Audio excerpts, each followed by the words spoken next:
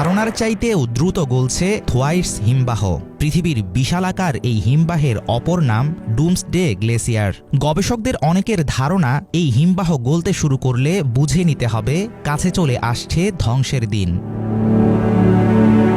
বরফ সমুদ্রে আচ্ছাদিত পৃথিবীর পঞ্চম বৃহত্তম মহাদেশ অ্যান্টার্কটিকা। মহাদেশটির মার্ফি পর্বতমালা থেকে প্রায় ২৯ কিলোমিটার দূরে অবস্থিত থোয়াইটস গ্লেসিয়ার হিমবাহটি আকারে প্রায় আমেরিকার ফ্লোরিডা অঙ্গরাজ্যের সমান।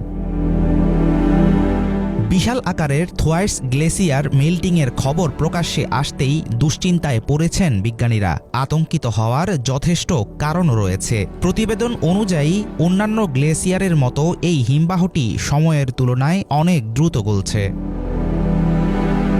ব্রিটিশ অ্যান্টার্কটিক সার্ভে বা BAS এর গবেষকদের দুটি গবেষণা এবং